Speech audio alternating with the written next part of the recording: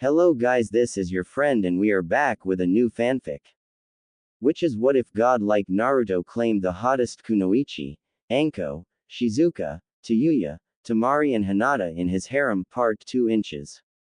And if you enjoy this fanfic then please press the like button and subscribe to my channel for more fanfic like this.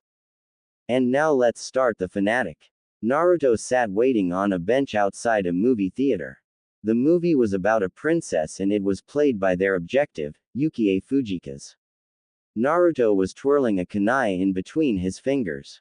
Off to the side Hinata was looking at Naruto, while Yakumo was drawing in a notepad. Naruto finally stopped twirling the kunai and threw it into the ground. Alright, we have been waiting here for almost an hour. They should have been here half an hour ago. Where is the damn client? Over the past month since Naruto's heritage was revealed, his patience has become shorter, and it was starting to affect those around him. Yakumo became extremely frustrated with the blonde, mainly because she was tired of his temper. And Hinata had become more withdrawn, thinking that if she spoke her true feelings to Naruto he would utterly reject her. It wasn't a surprise. Last week Naruto rejected a girl so harshly that he sent the girl home crying. It was when Hinata herself was about to ask Naruto out. She had spent a whole week gaining the resolve to ask him out, but when she saw how cruelly he rejected her, all that resolve faded away into nothing. Naruto was about to begin pacing, when the fence shattered as a horse ran through, with a woman on its back. Then about 6 more horses came running through the hole in the fence with armored samurai on back. Naruto quickly jumped on the wall. I'll get the woman, you two stop those samurai now. Naruto began jumping after the woman. Yakumo pulled out her drawing pad and quickly began to scribble. She then performed hand seals, Kurama Haijutsu, Mokusemusha. On the surface nothing happened, but inside the minds of the samurai, they were fighting against living trees, but in reality they were fighting each other. The samurai slashed at the trees and only ended up knocking each other out. Hinata and Yakumo watched as the samurai fell to the ground. They walked up to them, but stopped as Kurenai shunshined in front of them, nervously scratching the back of her head. Team, I got some news. Meanwhile, Yukie Fujika's continued to gallop through the streets, knocking over carts and sending the civilians scattering. She was about to turn down an alley when she saw an orange blur jumping over her with a scowl on his face. She turned down an alley and ended up right in the middle of a festival. She charged through, scattering civilians and sending cart owners running as she headed for an exit. Naruto meanwhile was pulling out a set of balls with a rope attached to them. He jumped higher in the air and began to swing the bolus in the air, and then he threw it at a nearby wooden pole. The pole shattered and fell over, the sign it was holding blocking the entrance. Yukie did not stop and plowed directly through the paper sign. Naruto cursed, "Damn it, this girl is going to cause more damage if I don't stop her." Naruto leapt off the building and landed directly in her path. The woman seemed to speed up. Naruto jumped and leapt on the horse's back. Yukie looked at the blonde with aggravation. "Get off my horse." She whipped the reins and the horse began to gallop faster. Naruto looked at the woman and snarled, "Idiot! Stop this damn horse, you are going to." Naruto looked and saw that there was a group of young children playing in the road. Naruto reached further for the reins. The children saw the incoming horse and they began to scream as they ran out of the way, but a young 3-year-old girl was too shocked to move. She began to quiver as the horse came closer. Naruto almost reached for the reins but they slipped out of his grasp. The girl was only a few dozen feet away. He then cursed to himself, "Damn it," and then grabbed Yukie. Yukie was shocked by the sudden contact, and she was even more shocked when Naruto yelled as he pulled her back, along with the reins. The horse felt the reins being pulled and reared back just before he hit the girl, and then slammed its feet on the ground. The girl slowly opened her eyes and saw the horse not even a foot away from her. She scurried back and ran to her mother who had just come running out of the house when she saw the danger her daughter was in on the second floor. Yukie got off the horse. The kids saw who she was and began to run up to her screaming, "Can I have your autograph?" Or, "Can you sign my shirt?" The reactions varied. Yukie was about to shout at them, when the back of her shirt was suddenly pulled back, her along with it. She was dragged to face a certain blue-eyed Jinchuriki. "What the was that stunt, you ignorant bitch? Are you blind? Because unless you are, there is no excuse for what you did while you were on your horse."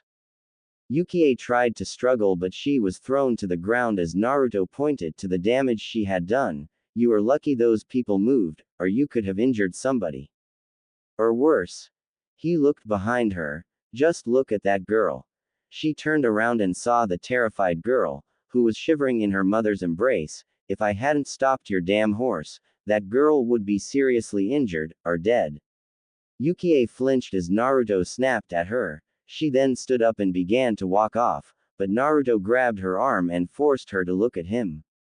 "Now listen here, Yukie Fujikaze." Her eyes widened. "You are coming with me. You are being guarded by my team on your way to Yuki no Kuni." He began to drag her off, but found that she would not budge an inch. He turned to glare at her, and ended up getting sprayed in the eyes with mace. He clutched his eyes as she ran off. Naruto opened his eyes and saw her blurry form run off. "Damn bitch." He ran after her as she ran into the shopping district. Back with Team Kurenai. Kurenai had finished explaining that the samurai were actors, and that the person that they were chasing after was the client. The three Kunoichi sighed. Kurenai then brought up a question that had been bothering her: "Where is Naruto?" The two girls were about to answer. "Get back here, Yukie." The three sweat dropped. "Over there." The three ran in the direction of Naruto's yells. Back with Naruto. Naruto was running through the shopping district looking around for Yukie. Damn, where the hell did she go? He ran past a store. Not even a second later, Yukie came out wearing a feather boa and a pair of sunglasses. She looked and saw Naruto heading towards another store before she ran down the street, never noticing Naruto pop into smoke. She looked back and then ran down an alley. She knocked over a few trash cans. She headed down the alley until she lost her breath. She sighed to herself, "Thank Kami I lost him." She looked around, and then she saw a bar. I am a bit parched." She walked into the bar, not noticing the part of the wall that suddenly wavered to show a blonde-haired shinobi. About 20 minutes later, Team Kurenai ran down the alley. Hinata was using her Byakugan to locate Naruto's chakra. She looked around, and saw a trace of his chakra on a wall next to a bar. She walked up to it and used her Byakugan to see if there was a trail. She did find a trail, and it led into the bar. Kurenai sighed. What is he doing in there? They walked into the bar, and was surprised at the sight. Sitting at the bar was Yukie Fujikaze, and at a nearby table was Naruto, who was busy sipping a glass of sake. Kurenai walked up to Naruto and snatched the sake out of his hand. "Naruto, what the hell are you doing?" Naruto looked at Kurenai before he poured himself another glass of sake. "Well, I was thinking that while I wait here for Yukie over there to get drunk enough to pass out, that I can enjoy a few bottles of sake." He was about to drink the sake when Kurenai slapped it out of his hand, shattering the cup and spilling the sake everywhere. "What I mean is, why are you drinking sake? You are underage." Naruto looked up at Kurenai and grabbed the bottle of sake. "Old enough to kill, old enough to drink, and have." He did not bother with a cup this time and simply chugged down the bottle of sake. He finally put down the sake bottle and wiped his chin before he placed it back down. He turned to the bartender. "Hey, bring me a bottle of hot sake." The bartender looked at him. "Which would you like, imported or our own recipe?" Naruto got into a thinking pose before he spoke. "What have I been drinking?" The bartender took out a bottle of the same stuff he had been drinking and answered. "You have been drinking our recipe." Naruto smirked. "Bring me a bottle of your imported sake." Naruto sat back and looked as Yukie downed another cup of sake. Kurenai was fuming at this point. "Naruto, I don't care if you are legally allowed to drink sake or not, don't need to deal with one of my students getting drunk." Naruto looked at Kurenai. Kyuubi filters the alcohol before it affects me. I don't need to worry about something as trivial as getting drunk. Naruto looked and saw a man talking with Yukie. He seemed to be pleading with her. Alright, it's taking too long for her to pass out, plan B. Naruto got up and walked up to Yukie. Yukie downed another cup of sake as Sandayu kept pleading with her. Yukie, we need you for this role, and no one else can play it. Yukie grabbed the sake bottle and began to swish it around. Oh, don't worry. This stuff happens all the time. The lead is replaced, the director replaced, it's just show business. She was about to down another gulp of sake. And this is my business. She turned around to see Naruto deliver a knife strike to her neck, effectively knocking her out. Meanwhile, Minato was digging through file after file, trying to find some ounce of proof that Naruto was his son, and that Naruto could not deny. He had gone through every last file, looking for Naruto's birth certificate. It was the only piece of proof he needed to prove Naruto was his son. He went through another batch of files and found nothing. On the other side of the office, Kushina was looking through the bookcase, hoping it might be in there. Minato sat at his desk, and then in a fit of rage threw all of the documents off the desk. God damn it, where the hell is that birth certificate? He pulled open the desk drawers and pulled out every paper, trying to find where the document was.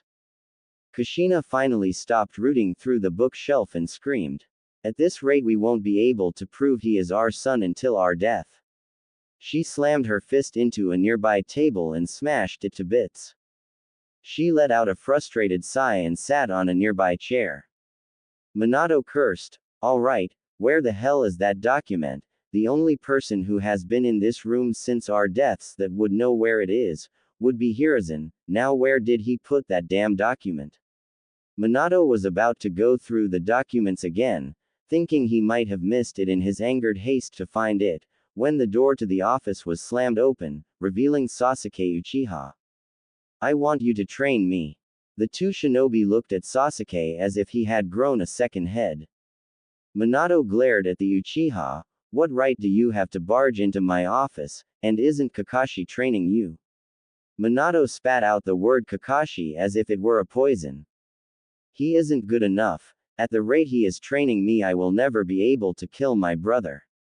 Kushina snarled at Sasuke and snapped. You have the strongest Jonin in the village teaching you exclusively. If that isn't good enough then I don't know what is. Sasuke looked at the woman with a malicious smile. Who else but the Yondaime Hokage himself? He looked at Minato who was now looking through the documents. I will not train anyone except for my son. All my techniques are family techniques, no exceptions. Clearly Sasuke was not giving up. Then adopt me until I kill my brother. I would make a much better son than that Dobi. Smash. Minato turned towards Sasuke and glared at him as he literally snapped the filing cabinet in half. How dare you insult my son in my presence, Genin? Sasuke shivered, but continued his tirade. Oh please, the Dobi doesn't even believe he is your son. He has essentially forsaken you. The Dobi will never see you as anything more than the person who condemned him to hell. Minato tightened the grip on his kunai. That baka was too pathetic to be worthy of your training. If you train me I will bring glory to your clan, whereas that Dobi would simply disgrace it. Sasuke was grabbed by the throat and slammed into the wall. Kushina tightened the grip she already had on Sasuke's throat. You little wretch, if you ever insult my son again, I will kill you myself. She threw him out the door and slammed it shut. Minato sat at his desk and began to fiddle with one of his tri-pronged kunai, and then he slammed it right into his desk. He slumped into his chair. I have scoured every part of this office, and I have not found a single trace of the birth certificate. He looked at his desk, and quirked an eye when he saw a piece of paper through the crack he made in the desk. He pulled out another kunai and began to use it to part the wood. Kushina saw what he was doing and walked over. She saw the papers and grabbed her own kunai as she began to part the wood along with him. Minato finally had enough and simply used his bare hands and tore the wood off. Crack, a resounding crack traveling through the air. He looked at the documents, and right on top was Naruto's birth certificate. He grabbed the papers with a great smile, yelled out, "Yes, here it is, now Naruto can't deny we are his parents." He was about to jump around the room, when he thought to himself, why was Naruto's birth certificate hidden in the desk? Unless, he looked at Naruto's birth certificate and set it aside. Kushina immediately picked it up as Minato looked at the first document, his blood boiling as he read it, "Sarutobi, you traitor." He slammed the documents on the desk as he barged out the office door.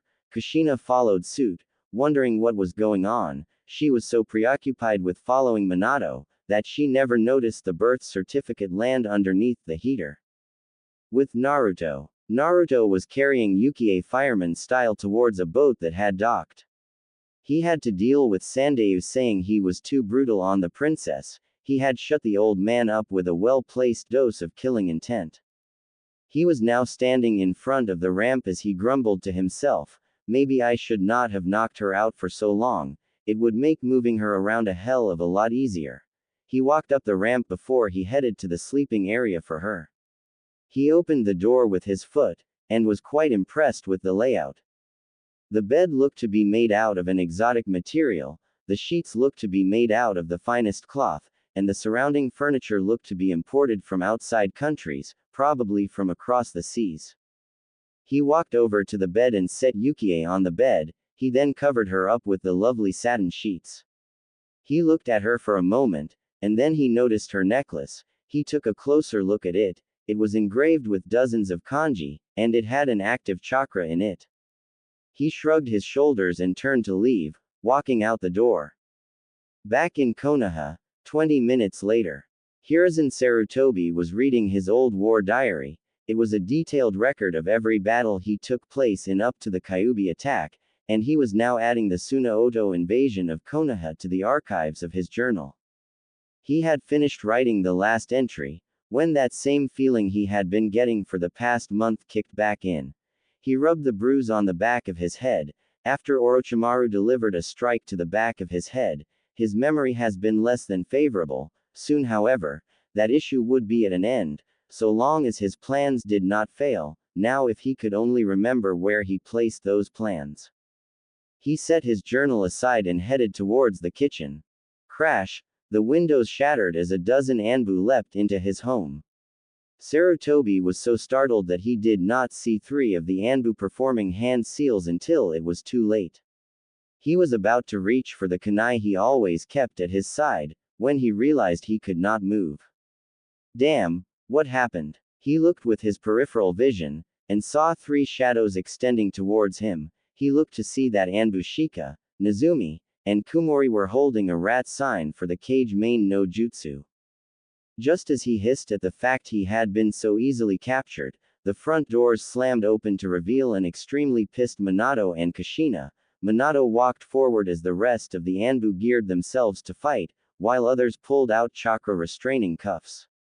Minato stood in front of Sarutobi and snarled, "Hiruzen Sarutobi, I, as the Yondaime Hokage of Konohagakure no Sato, hereby arrest you, for treason." He flicked his hand as the Anbu restrained Sarutobi with the cuffs, and then shunshined to the last place any traitor would want to be in chains, Anbu Headquarters Interrogation Department. Sarutobi was bound by a set of chakra-enhanced chains that probably wouldn't break, even if Tsunade was using her super strength. He had chakra-suppressing seals all across his chest. Surrounding him was a special division of the Anbu Black Ops, Musayoru, Silent Night. They were the most dangerous members of the Black Ops. They were completely loyal to the Hokage, and no other. Not even Kakashi was good enough to be placed in their ranks. He was in a holding cell made out of a special chakra-draining rock. Just beyond the 3-inch thick wall of chakra-eating rock, there was a set of bars and wires that reinforced the wall itself. And finally after that was a 12-inch thick wall of concrete. The only hole in the cell's perfect hold was the door in and out, but that door was made out of a steel that could endure 100 of Tsunade's most powerful punches, and it was constantly being pumped with Kaden chakra. making it impossible to open from the inside. All in all, a nearly perfect cell. There had been one person to escape from this cell, and he had died right after he made it 3 feet from the cell. Sarutobi was being bound by his ankles, wrists, and thighs. His head was held in place, and on his back was a special device. It would quickly pump chakra directly into his chakra system if the interrogator gave the order. Now, why would this be bad? Well, inserting another person's chakra into another is a very painful process for the receiver, especially from where this chakra came from. The chakra was specially harvested by Oinen, Hunter Nin, who would use special chakra holding cases to bring in chakra for the device. All in all, since the chakra being shoved into a person is not from one person, but many, it would severely hurt. Sarutobi looked at the ground as he thought of what had happened. Not even 20 minutes ago he had been at home, writing his memoirs. The next minute he had been arrested for treason. What evidence did Minato have to support this? Unless, no, Minato would not have looked in storage, not when he had his own desk. Before Sarutobi could continue his thoughts, the door to the cell opened, and he was shocked and terrified at who came in. Anko Mitarashi, finest torture specialist of her generation, she knew every pressure point on the body, and where every nerve connected. Inoichi Yamanaka, an interrogator that had been famed throughout the elemental countries. And the worst of them all, Ibiki Morino, the only interrogator who has had the pleasure of making a cage squeal for their life. Following the 3 interrogators was an extremely pissed off Minato, and a fuming Kushina. Minato turned to the Anbu station just outside the door. Lock it down, no one goes in or out of this room without my say-so, kill anyone that attempts to interrupt us. The Anbu bowed and quickly locked down the doors. Minato glared at the Sandame. I was willing to pass by not telling Naruto about us, I really was, but not this. He pulled out a pile of documents. What I have found here is treason, no beyond treason, this is genocide. Minato walked up to Sarutobi. Shall we see what you have done? Oh, I think we shall. Minato stood back up and flipped to the first page. Let's start with this. Minato pulled out a document, and placed it directly in front of the Sandame's face, shocking Sarutobi to the core. It was an order that all the orphanages were to treat Naruto in a way that he would become submissive. Sarutobi had hoped that in the future when Naruto was a shinobi, he would be completely submissive to the ones in power. It would also prevent Naruto from lashing out when he was beaten or abused. It was the only reason Sakura had managed to beat Naruto on a daily basis and not get beaten to a bloody pulp. Sarutobi looked at Minato with pleading eyes. Minato, you must understand, if Naruto grew resentful of this village he would have lashed out, possibly destroyed us with Kyuubi's power. I could not allow that. Minato grabbed Sarutobi by the throat. And you would allow my son to be abused and tortured like a common criminal. He let go of Sarutobi's throat and pulled out another document. Oh, I am sure the Hyuga clan would love to see this document. Hiruzen Sarutobi. Minato threw the document to the floor in front of Hiruzen. It was the actual treaty signed between himself and the Raikage. The treaty presented to Konoha was little more than a clever implication of words that convinced the council. The real treaty was essentially treachery. The treaty said, I Hiruzen Sarutobi, Sandame Hokage of Konohagakure no Sato, agree to the terms of which Kumo demands for an immediate truce between our 2 nations. In return for the immediate withdrawal of all Kumogakure troops from Hine no Kuni, and the immediate removal of all outposts. I Hiruzen Sarutobi agree to the following terms. Kumogakure will be granted 30% of our treasury, along with any Raiden Jutsu rank B or higher, including those from the Forbidden Scroll of Sealing. This includes the Hitaki family collection of Raiden Jutsu. Since Kakashi Hitaki does not know of them, we need not worry about him questioning into its absence. Konohagakure will release all prisoners of war, and will be pardoned of their crimes against Konohagakure no Sato. Konoha will also hand over any of Kumogakure's missing nin, regardless of any services they have performed for Konoha. And finally, Konohagakure will hand over one main branch Byakugan user. Konoha will assure that Kumo is capable of capturing a user of the Byakugan without Anbu interference. All Anbu will be focused on guarding the Kumo entourage while your ambassador locates and kidnaps a main branch Hyuga. The rest of the document was details on the Hyuga compound and locations of Hyuga patrols, slipped to him by a member of the Elder Council who died 3 days after the incident with Kumo. Sarutobi yelled, "Kumo outnumbered us 3-1, if I did not agree to their demands they would have invaded us and destroyed us all." Giving them the Byakugan quelled most of their hostilities. Minato backhanded Sarutobi. "You nearly caused a fourth great shinobi war, you dropped our economy, you gave away jutsu that were not yours to give, and you would have condemned Hinata Hyuga to a life as a baby factory." Minato pulled out several documents, and then he glared at the Sandaime. "This one is absolutely appalling." He slammed the document into the ground in front of Sarutobi. It was the assassination order of every last Uchiha, leaving only Sasuke Uchiha alive. "You committed a genocide of the Uchiha clan, ordering our top Anbu to slaughter them, including the women and children, and you only allowed him to keep Itachi alive, and by the looks of it, you needed to place a suggestive genjutsu on him to make him do it, because he refused to kill infants." The Uchiha clan was planning to rebel. Minato grabbed Hiruzen by the scruff of his neck. "And where was your proof?" Some side conversations by mentally unstable Uchiha who had been so mentally scarred from battles in the war that they went crazy, that proof.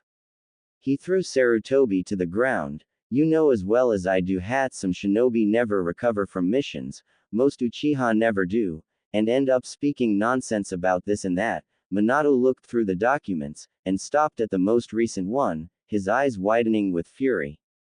"You worthless piece of shit." Minato kicked Sarutobi directly in the face. "This is all the evidence I need, Sarutobi, you will be lucky to live." Minato turned to Inoichi. "Find what you can from him, but keep him alive long enough so I can watch the life drain from his eyes." Minato walked towards the door. As it opened he walked out, being followed by his wife. Inoichi performed hand seals as H glared at the Sandaime. Shintention no Jutsu. Sarutobi's eyes widened as Inoichi used his mind transfer jutsu to literally tear through his mental defenses, and began to walk through high mind. Sarutobi's mindscape. Inoichi suddenly appeared in front of a hallway. The inside of Sarutobi's mind looked like the inside of the Hokage Tower. Inoichi stood and looked around, and he found there were several hallways. At the front of one was memories. He walked down that hallway and looked at how it was laid out. On each door there were names: Konohamaru, Kakashi, Asuma, Kaharu, Homura, Danzo. Inoichi looked at the door labeled Danzo and opened it. Memory. Inoichi's eyes opened as he looked around. He was in the Hokage's office. He looked around, and saw Sarutobi doing documents. He was about to get a closer look, when there was knocking at the door. Sarutobi looked up. Enter. The door opened to reveal Danzo walking in.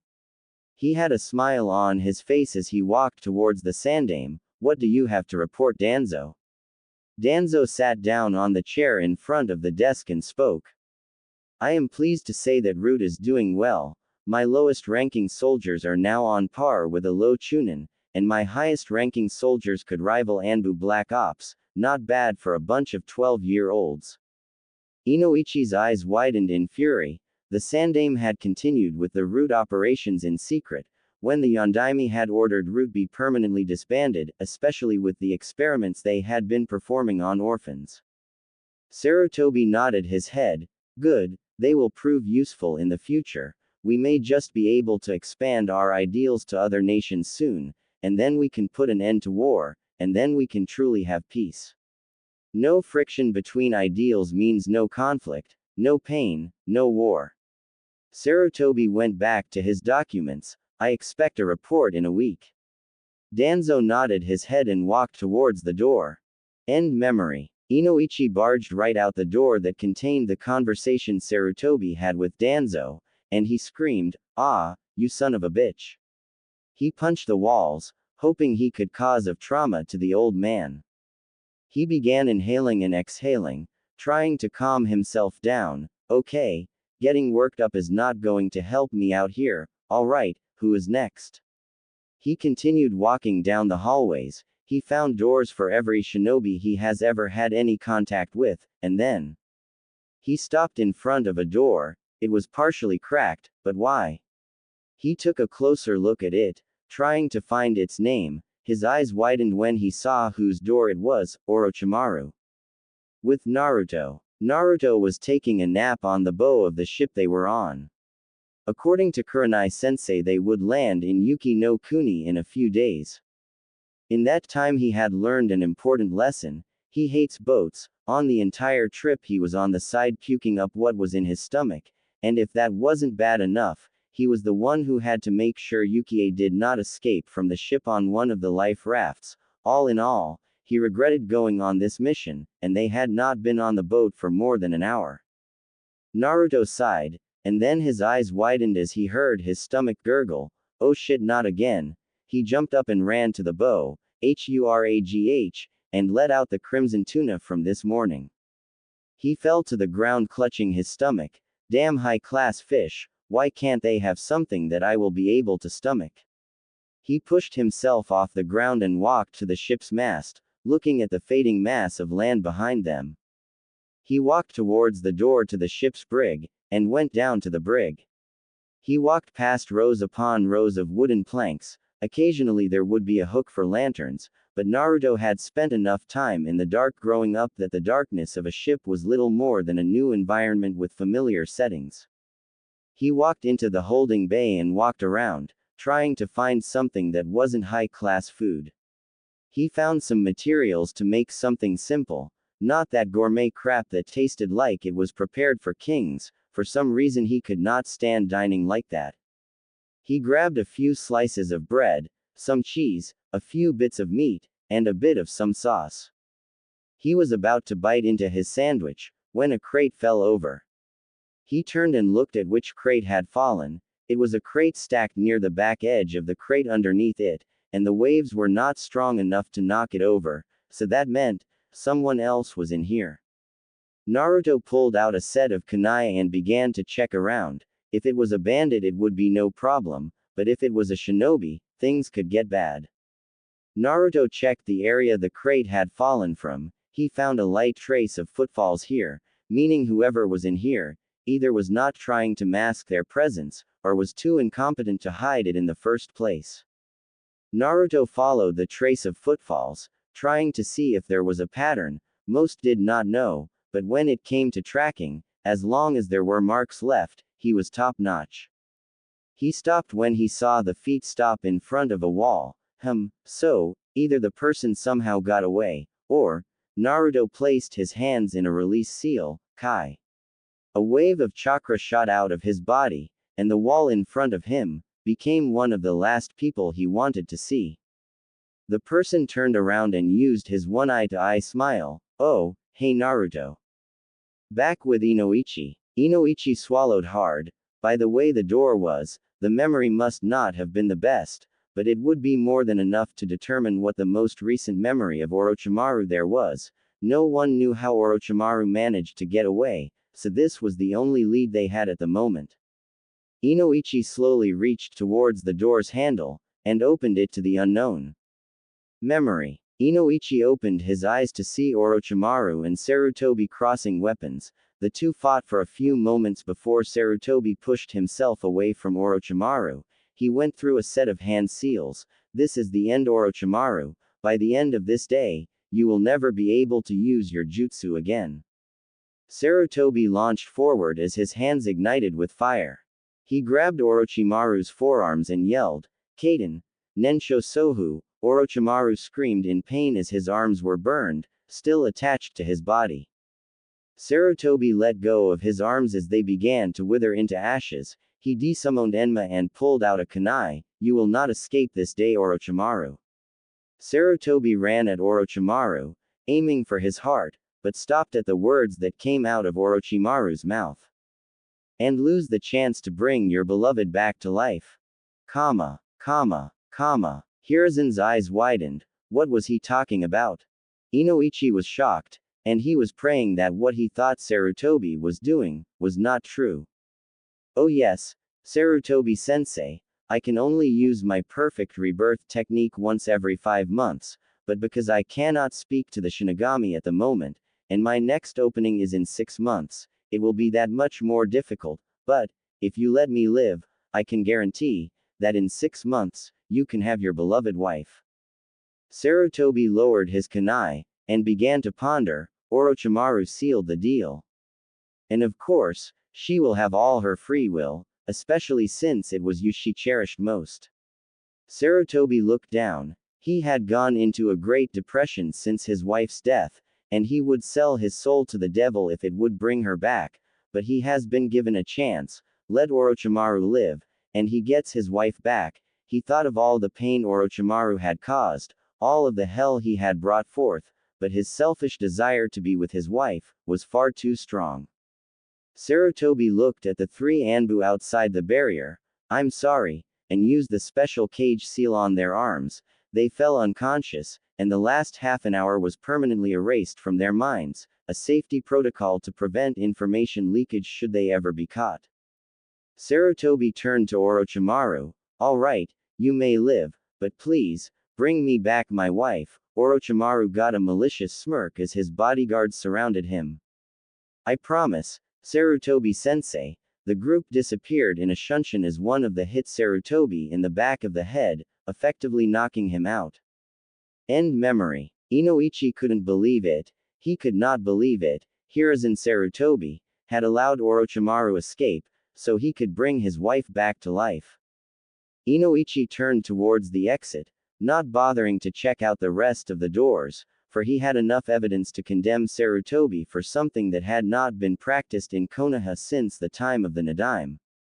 Death by forced seppuku. Back with Naruto. Naruto looked at the man in front of him and snarled, "What are you doing here, Kakashi Hatake?"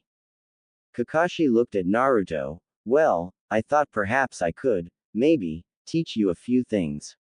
Naruto snarled at Kakashi, releasing a trace amount of killing intent, enough to make Kakashi flinch suddenly. You had your chance to teach me, the entire time that you were my sensei, you got what you wanted, you can now train the Uchiha exclusively, so what reason would you have to train the no-talent Kyuubi brat? Kakashi flinched at the cold tone Naruto was addressing him with. Why other than to train my sensei's son? Naruto did not give Kakashi time to blink. He grabbed Kakashi by the collar and slammed him straight into the wall behind him. Kakashi was shocked at the strength Naruto showed, as well as the speed he executed his attack. I am tired of this bullshit. If the Yondaime sent you here to trick me so he can have you kill me without me expecting you, then forget it, now. I will repeat myself for the last time, and listen very, very, closely. Kakashi tried to protest. I am Naruto Uzumaki, the bastard orphan that the Yondaime used to save the village of Konoha.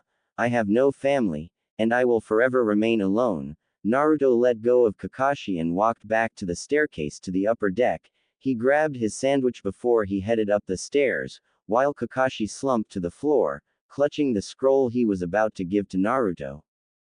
Back in Konoha, Minato busted open his office door. He had left Ibiki, Inoichi, and Anko there to get any and all information he needed out of the old man, but he smiled to himself. He now had undeniable proof that Naruto was his son. He reached to grab it off the desk, to find it wasn't there. Kushina came into the room to find Minato throwing documents everywhere. He had a panicked look on his face as he shuffled through the documents. Honey, what is wrong?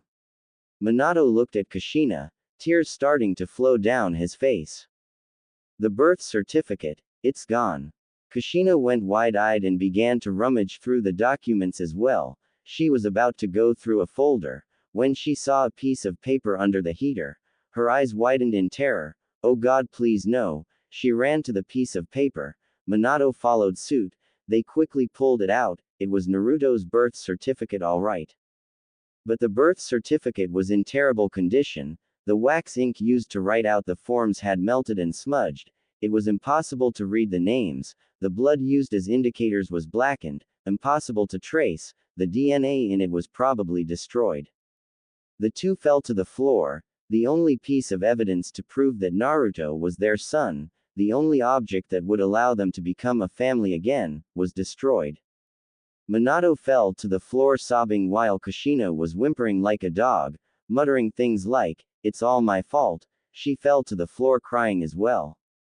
Minato clutched his eyes, but then they shot open. He remembered that he had made sure there were 2 copies of all his documents, marriage certificates, birth certificates, even academy curriculum files, and he had entrusted the copy of Naruto's birth certificate to one person, his best friend's, Hiashi Hyuga. He slapped himself, wondering why he did not remember it before, but turned to his wife, Kushina. "I just remembered, Hiashi has the extra copy of the birth certificate, come one." Kushina wasted no time and rather than taking the door she jumped out the window. Minato followed close behind. Meanwhile in interrogation, Ibiki was now interrogating Sarutobi, and with each confession that came out of his mouth, he grew even more hateful of the Sandaime. He looked at the Sandaime, and muttered to himself, "May Kami show you the mercy our Hokage will not, bastard." Kurenai massaged her temples as Naruto came into their quarters with Kakashi in tow. He explained that he had gone down to get a sandwich when he found Kakashi on the ship. Sighing to herself, she looked at her emotionally strained student. "Is that all, Naruto?" Naruto looked at Kurenai. "Yes, that is all. Can I go now?" Kurenai wanted to go nuts over his rude tone, but she calmed herself. Hell, if she was in his position she would have gone missing nin by now. Naruto walked out of the cabin and closed the door, and began to look around for a place he could relieve his stomach of his lunch. Meanwhile Kurenai turned to Kakashi, incredibly irritated with him. "What are you doing here, Kakashi? You have caused enough problems for Naruto as it is, and I don't feel like dealing with you trying to stunt it any further." Kakashi cringed at the Ice Queen's harsh tone, but spoke up, with the most pitiful tone to ever come out of his mouth.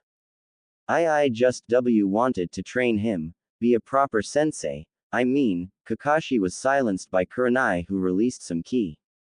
"You had 6 months, Kakashi, to be a proper sensei. You had 6 months, to follow your sensei's last wish.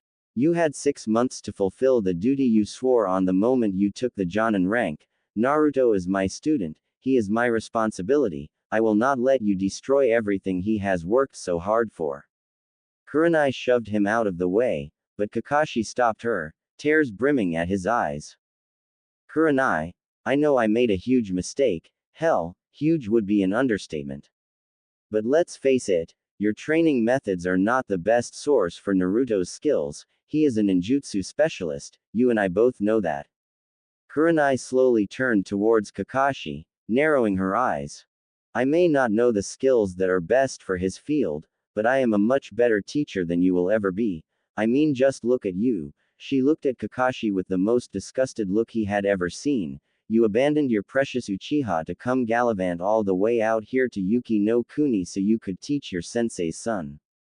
Leaving your apprentice to train himself, and correct me if I am wrong, but it was the Yondaime's orders, that you stay away from him, and train your student, and if I remember what the penalties were, the moment you step through Konoha's gates, your Sharingan will be torn from its socket, your chakra will be sealed, and you will be locked up in a cage for the rest of your life, with nothing but a bucket to shit in." Kurenai turned away from Kakashi and smirked. "Essentially, you have just ended your shinobi career, for a genin that will never want you." She exited the cabin and headed towards the main part of the ship. Kakashi meanwhile fell to the floor in tears. Kurenai was right, all of this was his fault, every last bit of it. And now because he was too damn persistent, he has just ended his shinobi career. Kakashi gained a look of determination in his eyes. "If my shinobi career is going to end, then at the very least I am going to teach Naruto something." But Kakashi slumped back down. The only way he would be able to teach Naruto anything, would be if he could somehow trick him into doing it, and in the last month, Naruto has become far more aware. Kakashi thought about every jutsu he knew. There was not a single jutsu he knew that he could teach Naruto, not without it being obvious. Kakashi's eyes widened in realization, a smirk gracing his lips. There was one jutsu in his arsenal that he could teach Naruto, and he could do it without alerting Naruto to the fact he was teaching him, his sensei's prized jutsu, and Naruto's birthright. The Rasengan. Back in Konoha, Hyuga compound. Minato and Kushina had practically teleported to the Hyuga compound. They ran to the clan's main office and slammed it open, to find Hiashi massaging his head with a bag of ice. Apparently they were looking for the same document. Minato was thrilled that his old friend had kept the document. He was not so thrilled with the progress. What do you mean you can't find the document? Hiashi cringed at Minato's yell. It was not surprising, especially since Minato had found the one hope he had left of convincing his son he was his true father.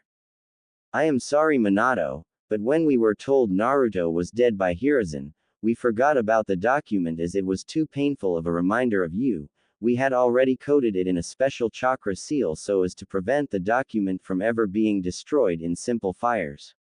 So we could not destroy it, especially since the one who placed the veil on it was killed when the nine-tailed fox attacked us.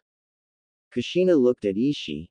Hiashi, I am going to be very frank with you. Hiashi immediately paled. How is it that the clan with 360 feet of vision, and can see through walls, can't find one single piece of paper? Kushina grabbed Hiashi by his shirt and started shaking him like a rag doll. Hiashi began saying in between each shake, I have been trying to locate it for the last month. Will you please stop it? Kushina stopped using Hiashi as a rag doll. He brushed himself off and sighed as he scratched the back of his neck. As I said, for the past month we have looked over every last inch of the compound. We have used out Byakugan to find the document. Kushina got a thoughtful expression on her face. Have you checked this office? Hiashi slapped himself in the face. I am an idiot, a big fat white-eyed idiot. He went through hand seals, Byakugan. He looked through his office, and found that there were 3 hidden compartments layered with chakra-restrictive metal. I forgot about those. He turned off his Byakugan and looked at Kushina and Minato. I found 3 safes, if I remember, all 3 have the same combination, December 27, 13. Kushina, there is one under my desk. Minato, the other is by my bookshelf. I will look in the one behind my wife's photo. The 3 got up and went to their respective safes. Minato located the one next to the bookshelf with a well-placed punch in the wall. He pulled out the safe and began to undo the locks. He placed in the code and opened the safe. He pulled out its contents to find a very old scroll, layered in dozens upon dozens of complex seals. Hiashi went to the portrait of his wife and gently took it off before he tore apart the wall to grab the safe. He pulled it out and began to open it up. Kushina had just opened up the safe under Hiashi's desk, and had the most shocked expression on her face. Hiashi found that the documents inside the safe were not the birth certificates, but they were almost as good. His wife had apparently hidden the birth certificates somewhere safe. Judging by the riddle on the paper, it would take a long time to find the documents. To those who may find this, I have a few things to say. I was walking through the Hokage Tower when I found out that Naruto was in fact alive. I wanted to tell you, but I grew sick not long after, and all of you were away on an important meeting that I chose to stay behind for. I have not told anybody for fear of what the Sandaime will do. Before you all came home I hid the birth documents in places that the Sandaime could never find them. The first document is hidden in the place closest to home, but farthest to the heart. Hiashi sighed. His wife always liked riddles, and he could always figure them out. He sat back and thought, okay, so it is the place closest to home, but farthest from the heart. Hikari always had another meaning in important parts of the riddles she did. Okay, so home, she might have considered the garden her home, but, Hiashi clasped his head, Aaghghh, damn it, what was the place Hikari always considered home? Hiyashi would have continued his thought process had Kushina not stood in front of him with a massive blush on her face. Kushina, what is it? Kushina handed Hiyashi the items she found in the safe. Hiyashi looked at them, and his eyes widened in horror. They were pictures of his and Hikari's honeymoon. She had insisted on placing cameras all around the room to commemorate such an occasion.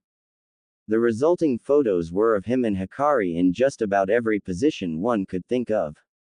Minato burst out laughing at seeing his old teammate blushing worse than his daughter ever could. Damn Hiyashi, who knew you could be such a beast?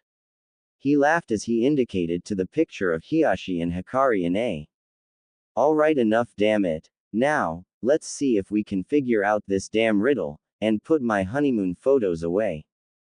Kushina smiled and put the photos away, but sealed a few copies into an unseen seal on her wrist for future blackmail. The three sat down and began to read through the riddle, trying to figure out what it meant. Kushina got a look of realization. Home, what about the branch house building? From what I remember, she always spent a lot of time there. Minato and Hiyashi nodded their heads. Seems like a logical place to start, but what is the place farthest from the heart? The three sat and thought on this, before Hiyashi groaned, "Oh please, not her." Minato and Kushina were confused as to who her was. Hiyashi, however, was groaning at the fact he would have to ask for the assistance of Hikari's twin sister. Naruto. Naruto was hurling over the side of the ship, not enjoying even the smallest amount of time being on the ship. He got back up and groaned as he clutched his stomach. Kami-sama, damn it, this is going to be a long ride. Hinata was watching Naruto, all the while thinking, should I tell him now? There are no girls around for him to reject before I confess, so I can't lose my confidence, but what if he still rejects me? What if he does not care for me? Hinata clutched her chest as the prospect of rejection set in. No, I can't tell him, not now. Hinata walked off and sat near the rails. Time skipped 3 days later. Naruto was gritting his teeth in annoyance. Their client had to be the most spoiled, self-centered bitch on the seas, because in the last 10 minutes she had rejected foods that were fit for daimyos. Her manager tried pleading with her. Please Yukie, if you don't eat you will get sick, we can't afford to have you weary on this trip. Yukie glared at Sandeu. For the last time, I refuse to eat this slop and garbage, this stuff isn't fit for dogs. Naruto had enough. Oh, for the love of shit, will you just eat? There are hundreds of thousands of people in the world that would give away their right arm for a decent meal. Naruto looked at her, and if this stuff isn't fit for a dog, then I must be far below a dog, because I would eat shit out of garbage cans if I couldn't afford ramen for the first 8 years of my life. Naruto got up and stormed out of the mess hall, not wanting to deal with the spoiled actress.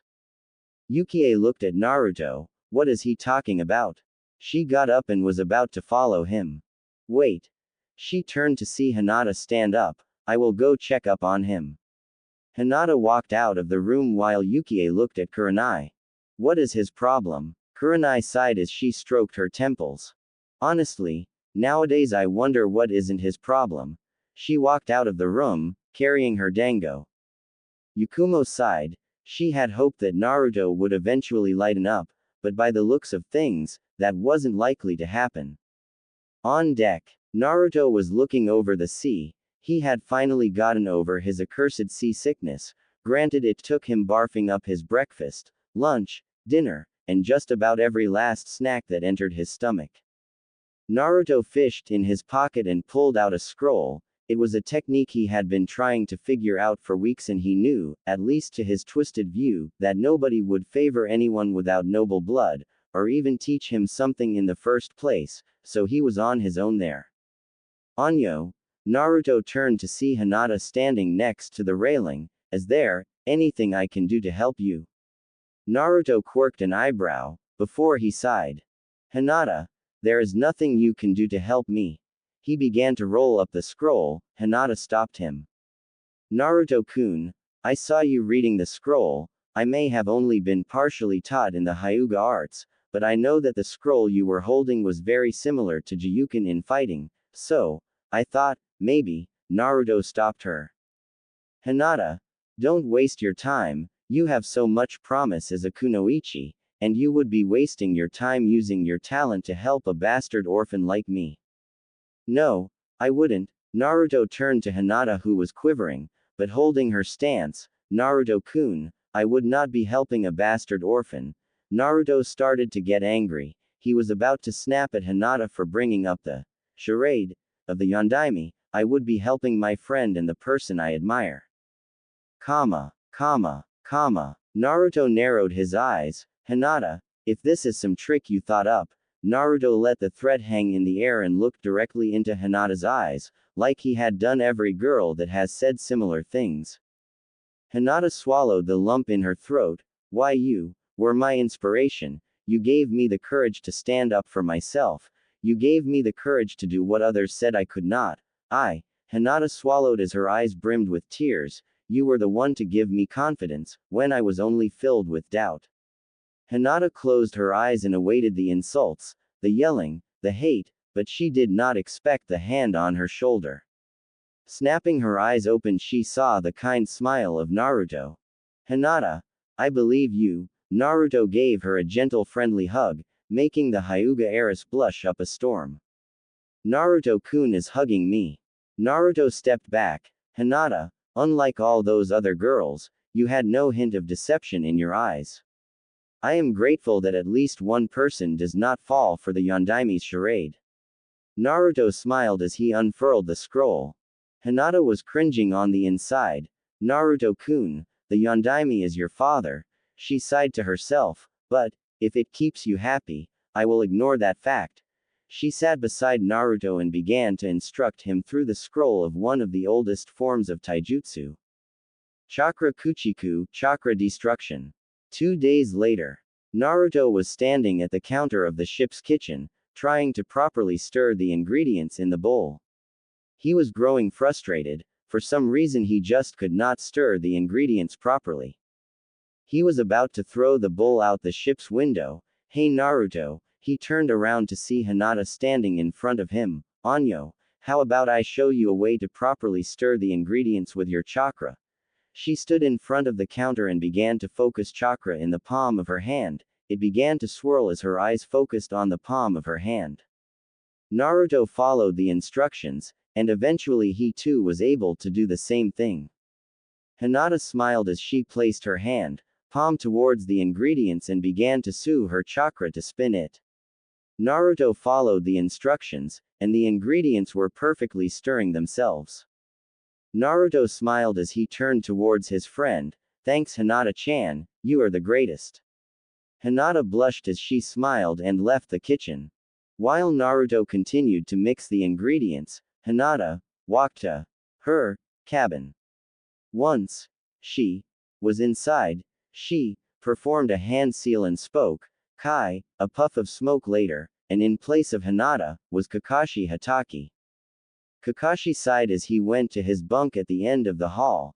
I am sorry for deceiving you Naruto, but you would never accept help from me, and I have no intention of letting this plan go to waste.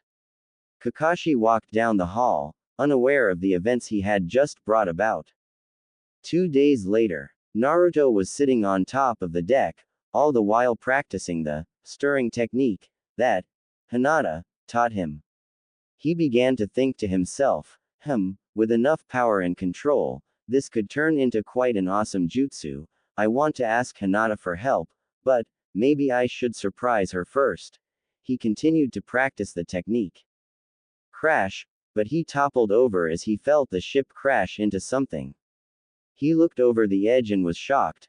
They had somehow hit an iceberg, but how the hell did they hit an iceberg when they should have seen it coming miles away, especially one that was big enough to hold a hidden village and a couple acres of land to boot? They all unloaded from the ship, the director feeling it would be the perfect spot for the next scene in the Princess Gale series. Naruto was groaning in annoyance. They had no idea how far the damn iceberg would drift, so staying here would be a very bad idea. Naruto was about to voice his concerns. Well, hello there.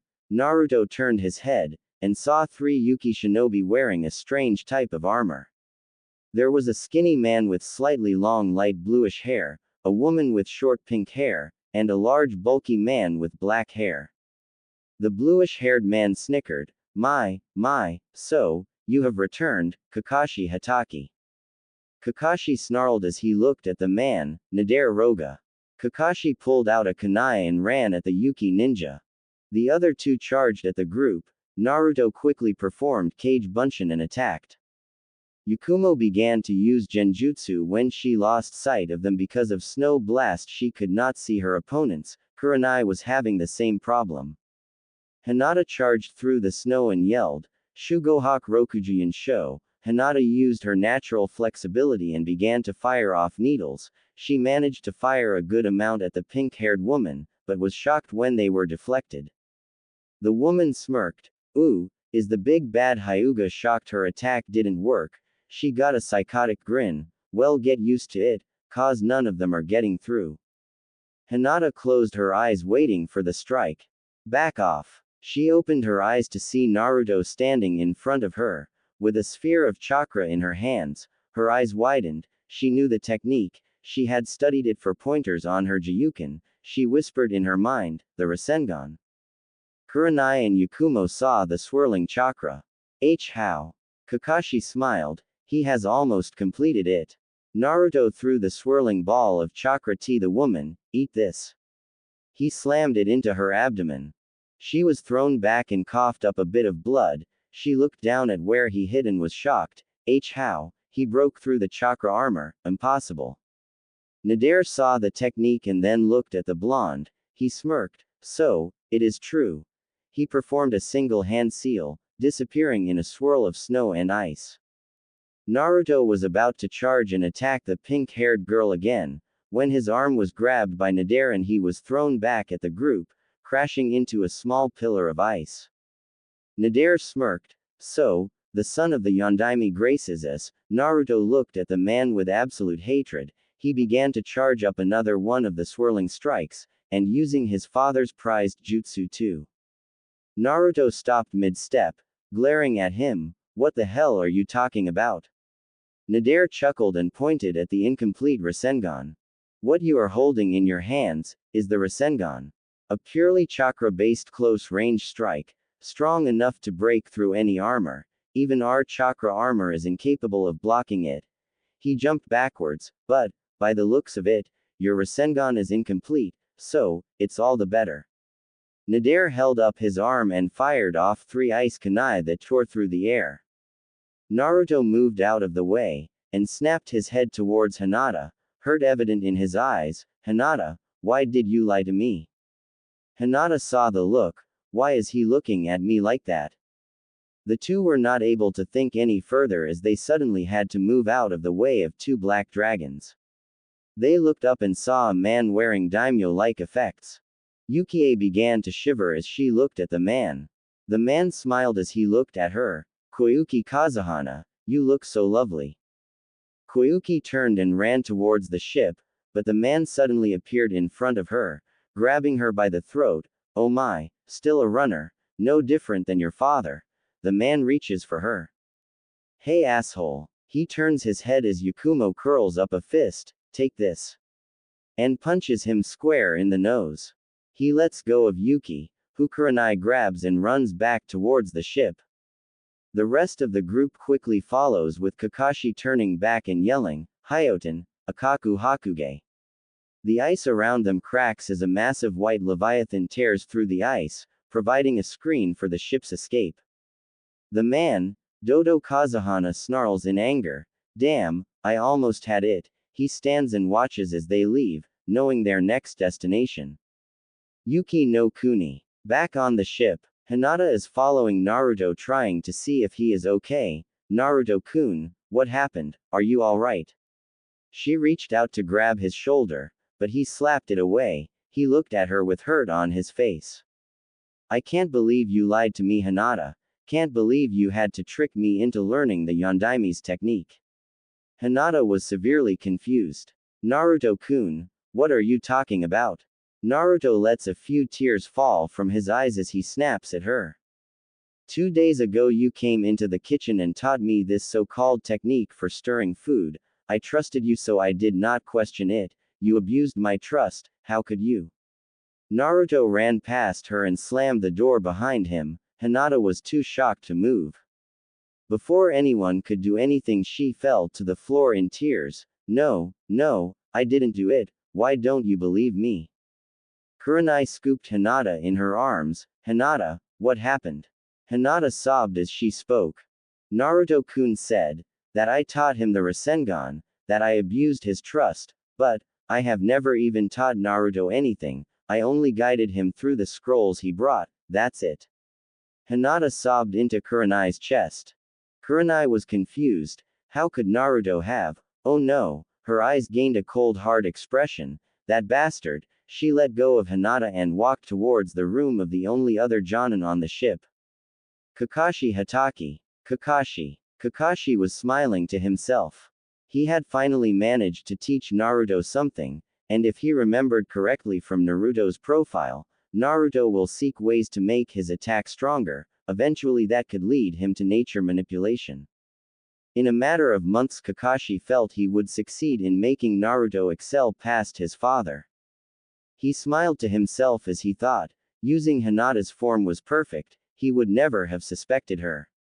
Luckily Naruto won't get angry at her for this, so it isn't a problem. Now, how am I going to get a slip with the copy of the Hiraishin seal to Naruto?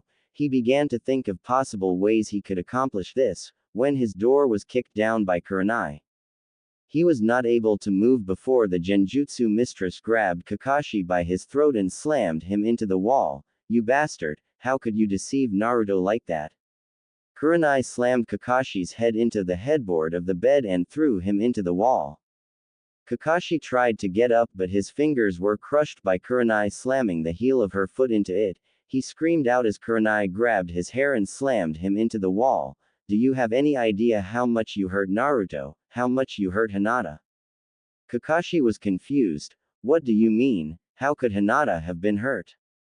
Kurenai slapped Kakashi and kicked him in the stomach. You bastard, Naruto trusted Hinata, and you used her own form to betray him, do you know what has happened? Exclamation mark quote. Kurenai began to beat the shit out of Kakashi as she spoke, he felt betrayed, he thought she had abused his trust, now thanks to you, his trust may very well have been destroyed for good. Kurenai kicked him one last time for good measure, when we get back to Konoha, you will be lucky to get a cell, and not the execution bar, you have disobeyed the Hokage's orders, and you have impersonated a fellow shinobi, 2 sets of treason, more than enough for imprisonment, and just enough, for execution. She kicked Kakashi in the face and stormed out of the cabin. Kakashi meanwhile wept, he had failed again, and this time, he had no chance to fix this failure. Naruto sat on his bed, scowling at the sea through his porthole, how could Hinata do such a thing, especially after I trusted her? Naruto slammed his fist into the headboard as he snarled, can I never have peace, is my entire life just one big manipulation, can I never choose my own path? Naruto continued to look out at the sea. Naruto. The doors were slammed open as Kurenai came in. Naruto looked at Kurenai, yes Kurenai-sensei, what is it? Kurenai walked over to Naruto and grabbed his shoulders. Naruto, it's about Hinata, she didn't. Naruto shoved Kurenai off him with a snarl as he made a move towards the door. She is the last person I want to talk about at this moment, and I would greatly appreciate it if you did not mention her. Kurenai grabbed Naruto's shoulders and forced him to look at her. Naruto, Hinata didn't teach any part of the Rasengan, it was. Naruto pushed Kurenai off him and made a grab for the door handle. I said I don't want to talk about her Kurenai. Naruto grabbed the door handle and began to turn it, when he suddenly began to feel drowsy. He let go of the door handle as he fell backwards onto his. Naruto opened his eyes to see Kurenai sternly looking at him. If you won't believe words, then maybe you will believe your eyes. Kurenai charged chakra into her index finger and poked Naruto's forehead. Naruto's eyes widened as the memories of what had transpired in the last half an hour showed themselves. Kakashi's deceit, Hinata's tears. Kurenai removed her fingers from Naruto's forehead and looked at the blonde, who laid there processing everything he had just seen. Kurenai's eyes slightly widened as he saw tears brim at his eyes. Kami, what have I done? Naruto quickly got up and ran to grab the door. Naruto, where are you going? Naruto turned towards Kurenai and answered. To make up for my stupid mistake. Naruto almost tore the door off its hinges as he ran down the hall towards Hinata's room. Naruto ran down the hallway and skidded to a halt in front of Hinata's doorway. Not thinking of anything else, he banged his fist on the door. Hinata, Hinata, are you in there? Naruto waited for an answer. The door lightly cracked open, revealing the bloodshot eyes of Hinata Hyuga. Anyo. What is it? Naruto K-kun. Hinata expected Naruto to berate her more, scorn her even, but she did not expect what Naruto did. He fell to his knees and bowed as he began to apologize.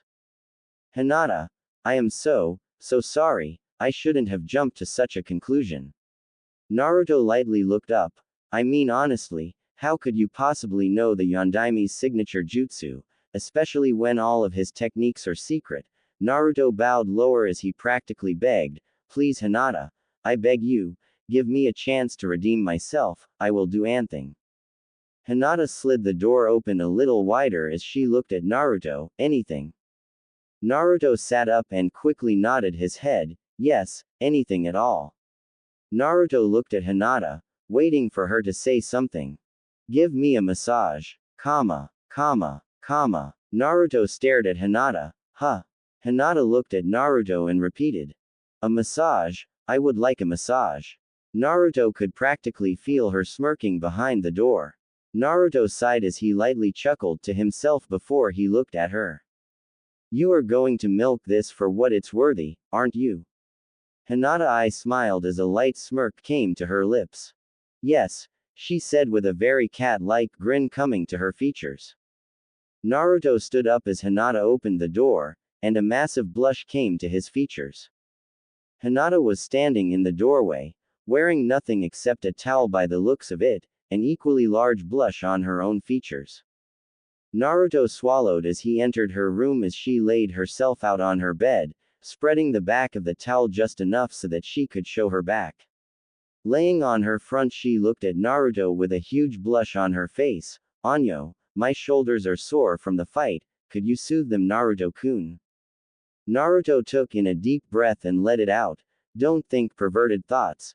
Don't think perverted thoughts. Don't think perverted thoughts. Naruto walked over and proceeded to gently rub Hinata's shoulders, eliciting satisfied groans from the young heiress. Hinata groaned as she adjusted herself. Naruto-kun, that feels so good. Naruto smiled as he continued to massage Hinata's back, all the while thinking. Kakashi, I am going to kill you. Next day, Naruto was sighed as he stood on the deck of the ship. After he finished massaging Hinata the day before, he began to plot his revenge on Kakashi. No way in hell he was going to let the Cyclops go free, not after this. Naruto snapped his head in the direction of Kakashi's room as he heard the door crack open and Kakashi walked out, reading his orange book. Naruto snarled as he readied the first stage of his plan of revenge. Naruto pulled out a large piece of paper and looked it over. It showed a map of the entire ship, and all the traps he set up for the Jonin. Naruto grinned as Kakashi turned the corner, right into his first trap. Kakashi set his foot down, expecting there to be hardwood floor.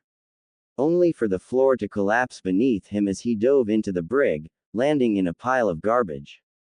The Cyclops was about to get up, when he heard a hissing sound right next to him.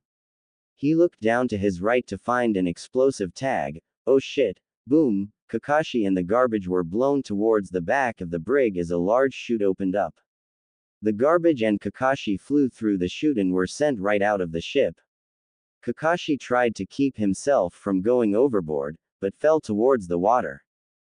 Kakashi grabbed for the ship, and managed to grab a ledge before he flew in. Kakashi watched as the garbage went down, Luckily he had managed to pocket his Ika Paradise novel before they went through the chute. Man, what is going on here? Hello Kakashi Tem, enjoying the view. Kakashi looked up to find Naruto standing on the ledge. I hope so, cause you aren't getting back up here for at least a day.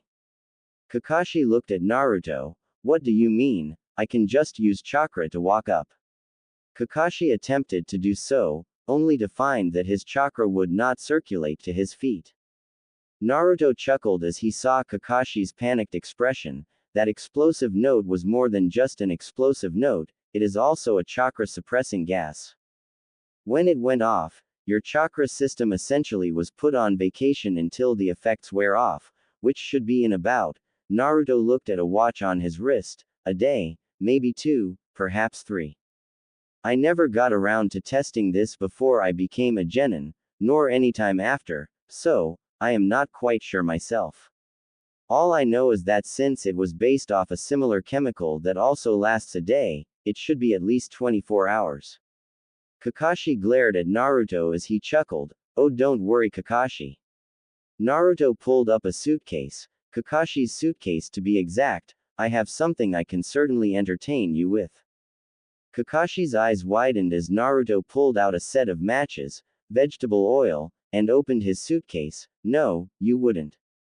Naruto grinned as he held up one of the contents of the suitcase. Oh but I would. In Naruto's hand was the limited edition editor's cut of the first issue of the Ika Paradise, signed by the author. Only 200 exist. Naruto proceeded to cover the book in vegetable oil, which burned slowly, and then lit the match underneath the book, setting it on fire. No, Kakashi screamed as he watched the agonizingly slow process of burning his beloved books. Naruto grinned, in about 5 minutes, it will be one down. Naruto looked at the suitcase, which was filled to the brim with the series, and only 199 issues to go. No, The sea's usual silence was broken by the mortified screams of an obsessed pervert. Konoha. Hiashi groaned as he knocked on the door of Hikari Hyuga's twin sister, Hitomi Hyuga. As soon as he knocked on the door, it was slammed open and Hiashi was pulled right in between an impressive set of by an incredibly beautiful woman. Oh Hiashi-kun, I knew you would come. Now, she started dragging him in. First we are going to use a few new toys I got. Before the woman could drag Hiashi in, she noticed Minato and Kushina standing there. Minato, Kushina. She let go of Hiashi and grabbed the two in a bear hug. I missed you two so much. So, might I ask why the two of you are here? Kushina gasped for breath as she pried herself out of the woman's grip. Hello Hitomi, we are here for. Kushina narrowed her eyes as she saw Hitomi still crushing Minato's head between her, who was flailing his arms around as if his life depended on it. Hitomi, please let go of my husband, she said with a noticeable tick mark on her head. Hitomi looked at Kushina, then at Minato, oh, and let him go.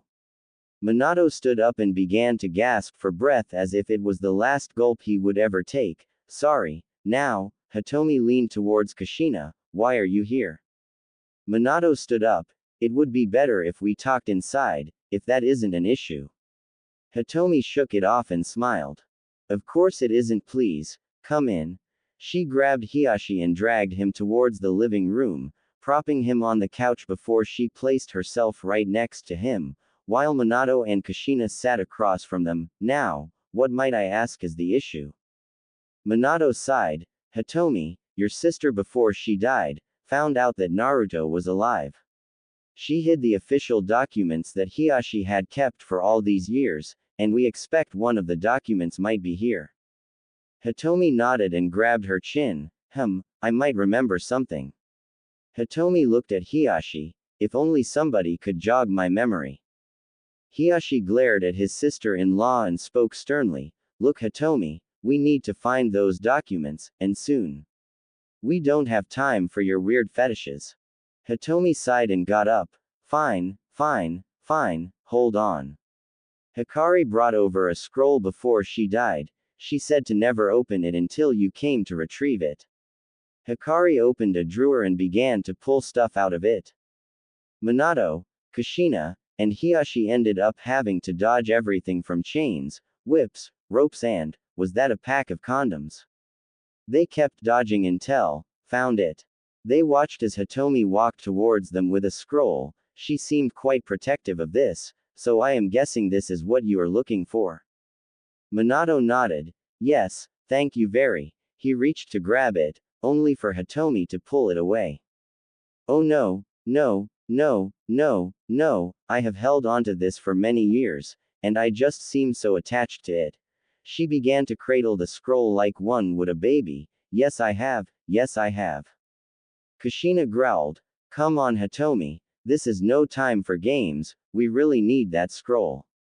Hitomi looked at Kushina and grinned. Well, I might be willing to give this to you. If, Hitomi looked at Hiashi with a hungry grin. Minato and Kushina looked at Hiashi, and realized what Hitomi wanted. Oh boy. Hiashi saw the three of them looking at him and panicked. Whoa, whoa, whoa. There is no way in hell I am doing that, I refuse. Hiashi crossed his arms and looked at everybody sternly. Kushina looked at Hiashi. Yes, you are. Hiashi looked at Kushina, and just what are you going to do if I don't? Kushina reached into her pocket and pulled out several pictures, making Hiashi's eyes go wide. I am going to spread these pictures all over Konoha, is that what you want? In Kushina's hands were the more lecherous copies of him and Hikari's honeymoon. Hiashi looked at Kushina. You wouldn't dare. Kushina got her hands in a shunshin and looked at Hiashi. Try me.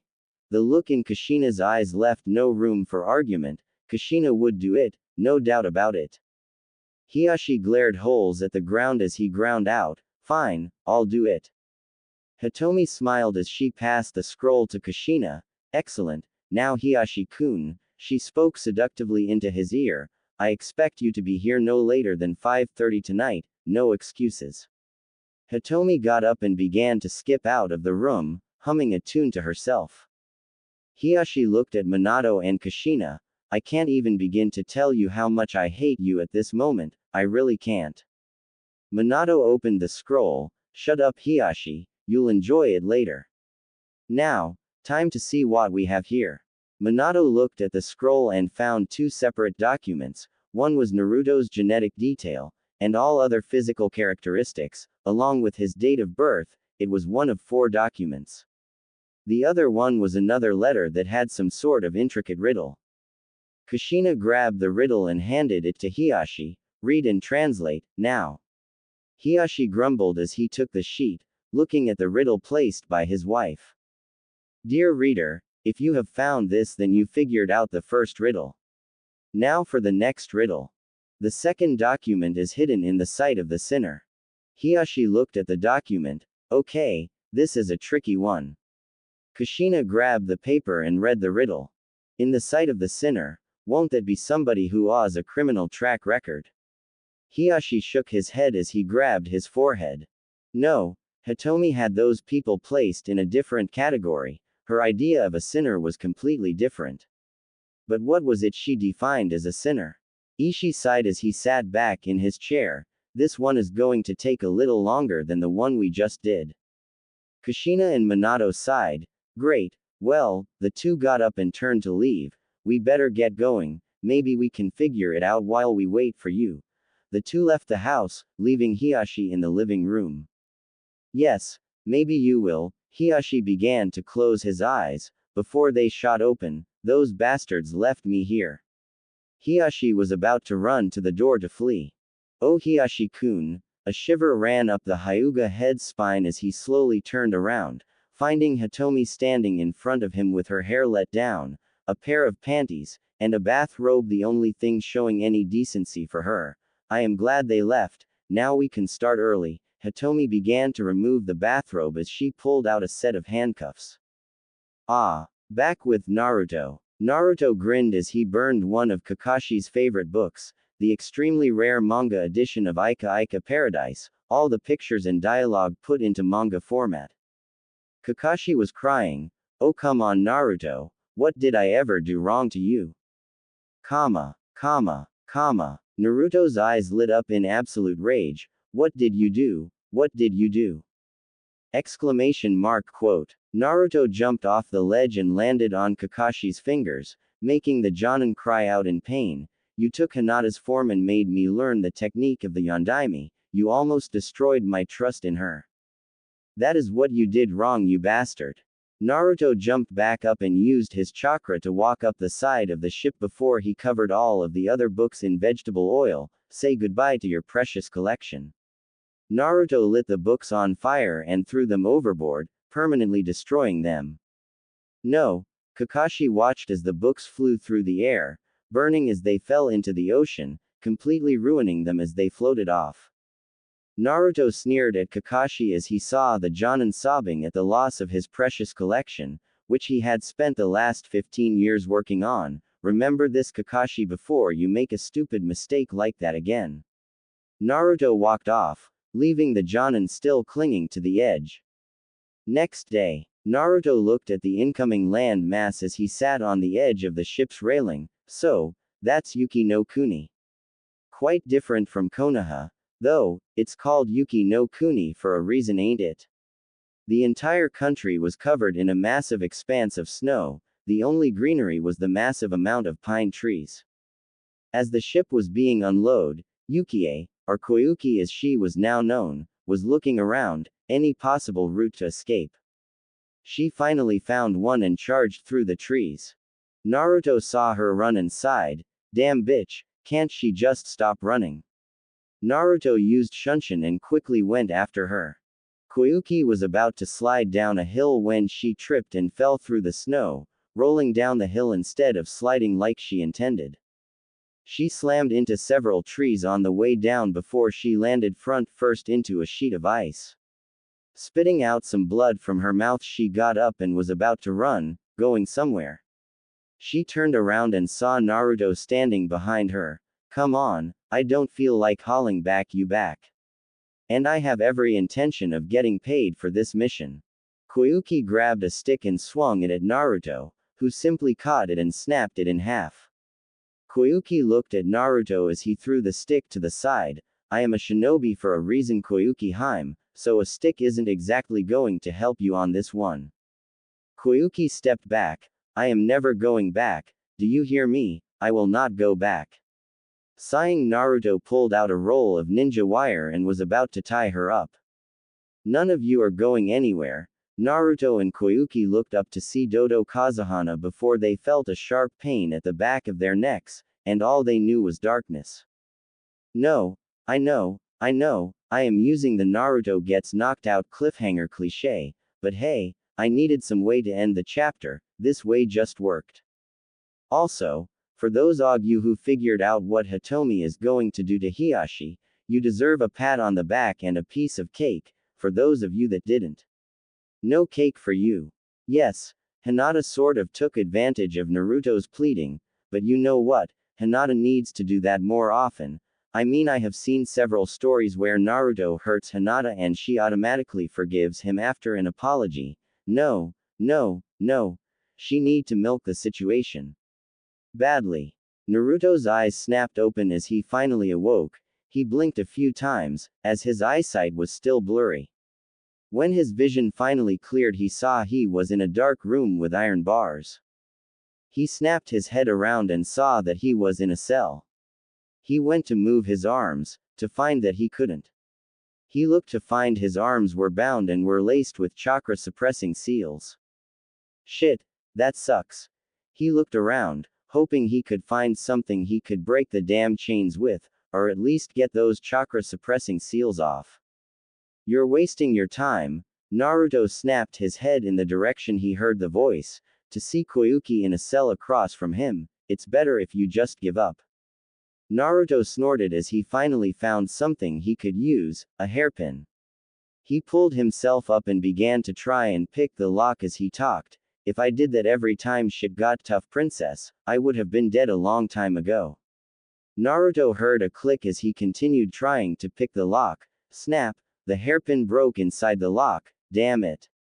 Naruto hoisted himself back down as he tried to think of a plan. See, I told you, You are just going to die here, like the fool you are. You all should have left me to die and returned home. There is no spring here, only a never-ending cold where dreams. Would you shut the up? Koyuki stopped as she looked at Naruto. I am trying to concentrate here, you dumb bitch. Naruto grumbled about. Stupid princess, who won't shut their mouths. He closed his eyes as he began to try and draw on his chakra.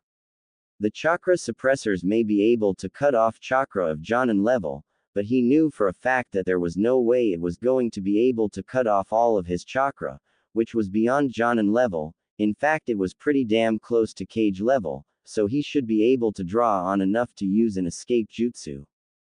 Naruto closed his eyes and tried to focus on the flow of his chakra, feel it as it passed through his coils. Drip. Naruto's eyes opened as he heard a dripping sound. Drip. He completely opened them and looked around. He was back inside his mindscape, so that meant. Naruto's smile crept up his lips as he realized what that meant. Perfect. He ran down the halls towards the Kyuubi's cage, and his best chance of escaping. Back with Team Kurenai, Yakumo leapt out of the way of an attack from Nadare Roga and quickly performed hand seals, Kurama Haijutsu, Narakumi no Jutsu. Nadare saw the technique coming and quickly leapt out of the way, letting one of the random Yuki shinobi get hit.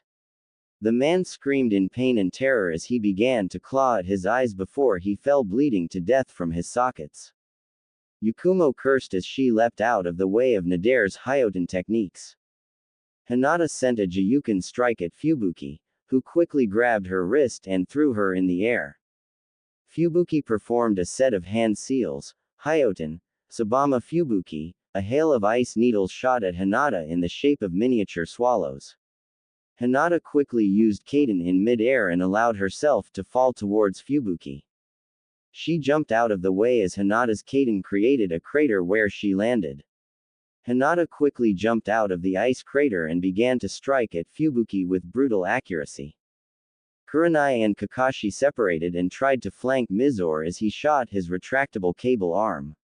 He saw them coming and swung his cable arm at Kakashi as he used his other fist to block Kurenai's attack. Meanwhile, the movie crew was barely dodging the incoming kunai from the 50 or 60 Yuki nin loyal to Dodo. Sandeu pulled out a katana and sliced a Yuki nin's head diagonally in half as he blocked a strike from another one. Nadare chuckled as he threw Yakumo to the ground. You should just give up, we outnumber, and outclass you, little girl. Yakumo spat up some blood as she tried to sweep Nadare's legs out from under him. He jumped in the air and landed on a tree branch as Yakumo sneered, we'll see about that. She threw a kunai with an explosive note at Nadare as he began to perform hand seals. Hyoten. Roga Nadare no Jutsu. The falling ice around him transformed into a pack of wolves as they charged at Yakumo. Yakumo reached into her pouch and pulled out a string of explosive notes. I hope this works. She attached a kunai to each end and threw both kunai at the same time at two different trees, while keeping hold on one string as the wolves charged at her. The wolves leapt up and went to bite down on her, when she released the string, igniting the explosive tags. The wolves quickly evaporated, and Yakumo was sent hurtling into the forest. Nadare got slashed across the face with some debris from a tree and hissed, damn bitch. He ran towards the direction he saw Yakumo go and began to charge up chakra as he performed hand seals, time to die, Konoha scum. Hinata ducked one of Fubuki's strikes and sent one of her own. She then sent a kick at Fubuki that was amplified with Jiyuken. Fubuki caught the kick, but screamed in pain as her hand felt like it was being stabbed by 100 white-hot needles. Hinata swept Fubuki off her feet and was about to deliver a strike to her sternum, only for Fubuki to flip back up and kick Hinata right in the jaw. That's it, Hyuga bitch, I am done playing with you. She ran through hand seals and took a deep breath. Mizore tried to dodge Kakashi and Kurenai's strikes, only to get knocked back down as the two Jonin ganged up on him. Kurenai leapt over him, Megan, Jubaku Satsu. Mizore's eyes widened as he felt tree roots wrap around his body. He struggled to get out of it, but before he could move, he heard the sound of 1,000 chirping birds. Kakashi ran at Mizore with his arm covered in lightning chakra, Reikiri, and thrust it at the Yuki Nin's chest. Naruto kicked open the door to Kyuubi's chamber and ran inside. The water splashed as he went in. Hey Furball, wake thee up. There was a deep growling sound as a pair of red slitted eyes opened. Well, if it isn't my beloved container, what is it you want, vermin? Naruto walked right up to the bars. I need chakra, now, I can't reach my reserves, so I need to call on yours. Kyuubi raised one of his eyebrows, and just why, pray tell, would I ever consider giving you my chakra? Naruto glared at Kyuubi. Listen you overgrown fleabag, I am currently trapped in a prison, waiting for my enemies to come and kill me. And last I checked, if I die, you understand where this is going. Kyuubi narrowed his eyes at the blonde, before he broke into a fit of laughter. Either you have got the biggest set of balls in the elemental nations, or the smallest set of brains. To talk to me, the Kyuubi no Yoko in such a manner would be damn near suicide. Who would have thought a runt like you would have the spine to backtalk me? Very well, I will give you my chakra. A wave of crimson flew out from behind the cage and wrapped around the blonde, seeping into his body. Naruto felt like screaming with how painful the chakra was, but held it in. Naruto's eyes finally shot open as they turned crimson red, and the mindscape began to disappear. Outside of mindscape, Koyuki was trembling in fear at the feel of the chakra coming off of Naruto. It felt like she was being smothered by a blanket of hate and evil as the crimson chakra around Naruto licked at everything around him. Naruto's eyes snapped open. They were blood crimson and slitted. The nails on his hands and feet turned to claws, and his teeth had become fangs. He looked up at the locks binding him and with an undeniable force began to pull on the chains. They began to crack and bend as the strength behind Naruto tore them apart. Crack, snap, the chains on Naruto's right arm broke. He flexed his hand, then slashed his claws across the other chain. The link was still wrapped around it, but he could now move his arm willingly. The chakra suppressors burned off of his arms and fell to the floor. Naruto turned towards Koyuki and with a toothy grin asked, so, what was that about the situation being hopeless? Back with Team Kurenai, Nadare finished the hand seals. Hyoten, Harumoka, the evaporated wolves began to form together to create a tiger made completely out of ice. Time to die, little girl. He snapped his fingers, and the tiger shot forward. Fubuki exhaled as she shouted, Hyoten, Hiro no Jutsu. Pillars of ice shot around Fubuki and went straight towards Hinata. Mizore closed his eyes as Kakashi came towards him with his Reikiri. Kage Bunshin no Jutsu. Yakumo was pulled out of the way of the tiger as it smashed into the ground where she was. Hinata was removed from the field of battle. Mizore was impaled by the Reikiri through his chest, killing him instantly. Nadare and Fubuki saw an orange blur before it finally stopped, revealing Naruto Uzumaki, covered in a layer of crimson chakra. Koyuki, Hinata, and Yakumo were dropped on the ground as Naruto snarled at the two remaining Yuki Nins, you two have some nerve trying to kill my teammates. Let's see how you fare against me. Naruto shot at them with blinding speed as he buried his fist in Nadare's stomach. He then twisted and sent a fist at Fubuki's face. Nadare coughed up some blood and pulled out a short katana and slashed at the blonde. Naruto whipped out a kunai and blocked the strike as he kicked at Nadare. Fubuki came up behind and had a dagger shoot out of a port on her arm. She thrust her arm forward, about to shove it into Naruto's back. Naruto spun out of the way, causing Nadare and Fubuki to clash blades before he kicked both of them in the face. They tumbled across the snow before they landed back on their feet and skidded back a couple meters. Naruto was about to attack again. Well, it seems I put too much faith in your little gang Nadare. Everyone looked up to see Dodo standing on a pillar of ice. I guess I have to take matters into my own hands. He held up his arm and pointed it at Nadare and Fubuki. Your services are no longer needed, Hyoten. Kokuryu Bofusetsu. A black ether-like dragon shot out of Dodo's arm and went directly towards Nadare and Fubuki. They held their arms up and tried to scream, but were engulfed in black ice as soon as the dragon hit its mark. The ice then shattered, leaving the two of them shattered in several pieces, frozen in the ice. Naruto's anger spiked, causing the red chakra to lash out even more. You bastard. Those were your subordinates, how can you be so cruel as to kill your own?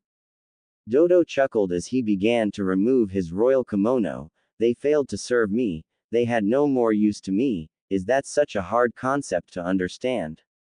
Naruto roared as he charged at Dodo. He ran up the ice pillar as he aimed to drive his hand into Dodo's heart, only for his hand to be caught by a black glove as Dodo fully removed his kimono.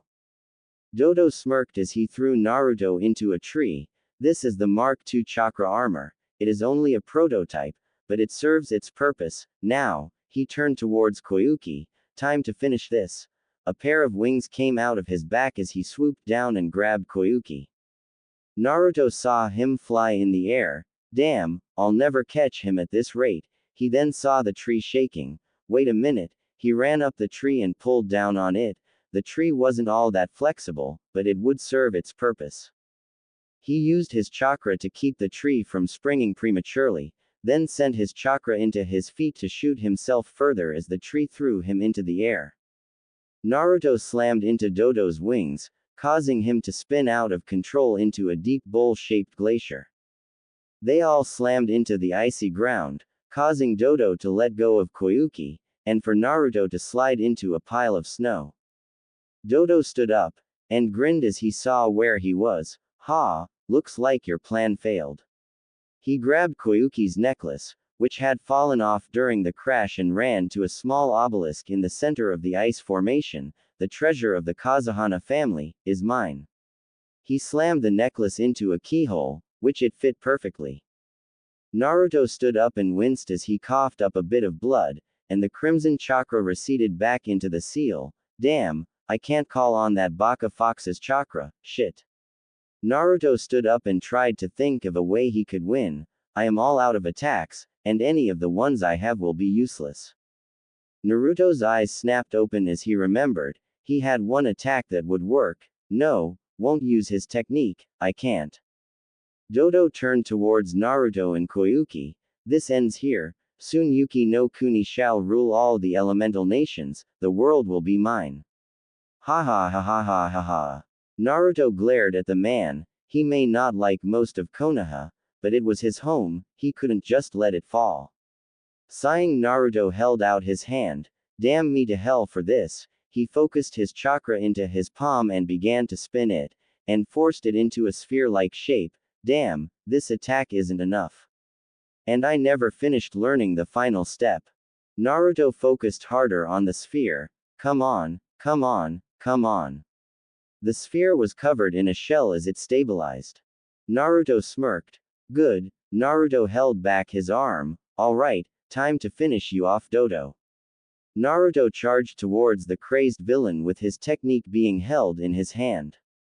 Dodo sneered and turned around. You fool, no one can stop me now, Hyoten, Soryu Bofusetsu. Two ether-like black dragons shot out of his hand and charged towards Naruto as he continued to run at Dodo. Naruto thrust his arm forward as the two dragons slammed into him, Rasengan, and tore right through the dragons. Naruto continued to charge towards Dodo, turning the dragons in slush as he neared the last male Kazuhana. Dodo swung his fist at Naruto, just as Naruto slammed the Rasengan into his sternum. There was an explosion of chakra as the Rasengan smashed into the chakra armor, sending large amounts of sharp debris everywhere. Team Kurenai ran over the hill just in time to see the explosion, when the entire area was covered in a rainbow aura. A series of pillars shattered, revealing heating panels frozen beneath them. The snow began to melt, and grass was shown as the snow melted away. Dodo gasped for breath as he looked around. This was it. He stumbled back as the light in his eyes began to dim. Ik killed, my br brother for, this. The light completely went out in Dodo's eyes as he fell over, dead. Naruto collapsed to his knees as he looked at his hand. It was burned from the chakra in the Rasengan. The Kyuubi would fix it in a couple of hours. Koyuki stood and walked over to the blonde. Come on Naruto, she hoisted his arm over her shoulder. Let's go. They began to walk up the hill as Team Kurenai ran towards them. Back in Konoha, Hiyashi groaned as he walked out of Hitomi's bedroom, groaning in pain. Man, last night was hectic.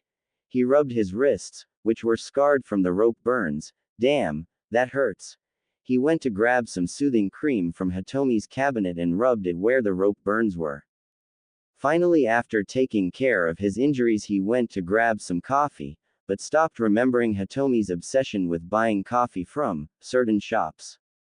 With that in mind, he just took a glass of water and splashed himself in the face to wake himself up.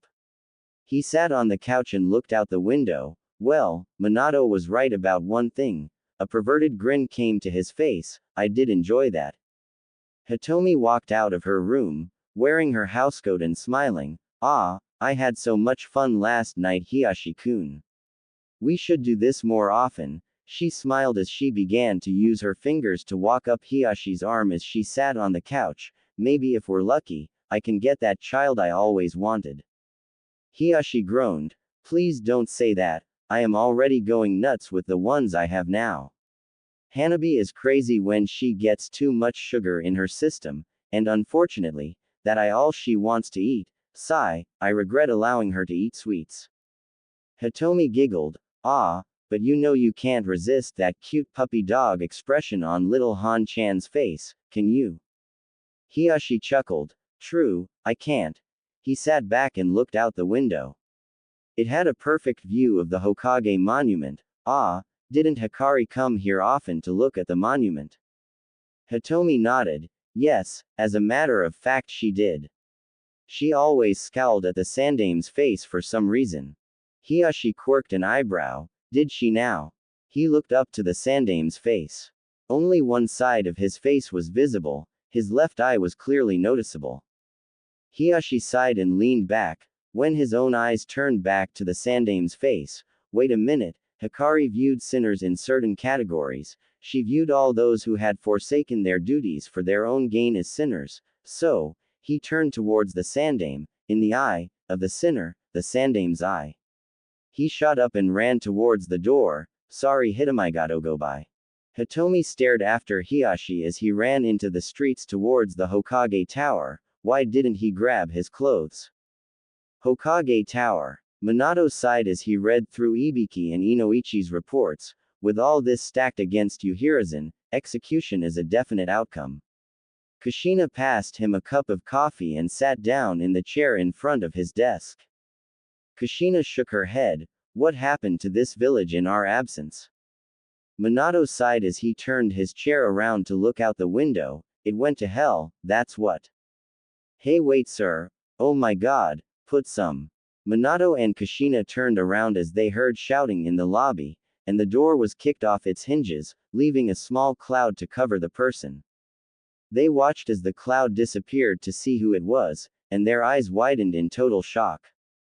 Hiyashi was standing in the doorway, wearing nothing but a morning gown. He was sweating, so the morning gown now slung to his chest. Minato, Kushina, I figured out the riddle.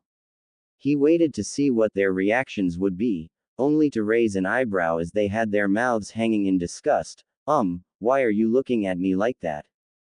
Kushina pointed to below Hiyashi's waist as she covered her eyes. Hiyashi was confused and looked down, only for his own eyes to widen. Somebody get me some pants. He covered himself up and grabbed a nearby curtain to cover himself. Minato groaned as he smashed his head on the desk. I am now officially scarred for life. Kushina agreed with his statement as she pressed the comm link and had somebody go fetch some clothes. If they were going to be in a meeting, then they needed to be presentable. 20 minutes later, Hiyashi was nervously sitting in the chair, wearing a pair of clothes that had been brought up. Kushina and Minato were still twitching in disgust. Okay Hiyashi, what is the answer to the riddle? Hiyashi sighed as he leaned forward. I am guessing that Hitomi hid the next piece in the Sandame's left eye on the monument. She definitely would have viewed the Sandame as a sinner after discovering his lies. Kushina nodded her head. All right, that would make sense, but how are we going to get the next piece? The monument is unstable as is from the invasion damage. So digging in the monument would be a bad idea. Hiyashi nodded. Yes, it would, but knowing Hitomi, she would have likely set up a seal where she could hide the documents. The problem is that she could have hidden it anywhere in the Sandame's eye. Minato smirked. Well then, we had better get to work then, right? Kushina nodded as she grabbed Hiyashi by the back of his shirt. Come on Hiyashi Baka, you're coming with us. Hiyashi grumbled, but why do I have to go? Minato glared at Hiyashi, because you scarred me for life, and I have no intention of being the only one looking for the seal, now come on. Hiyashi groaned as he was dragged out of the office, towards the next piece of their puzzle.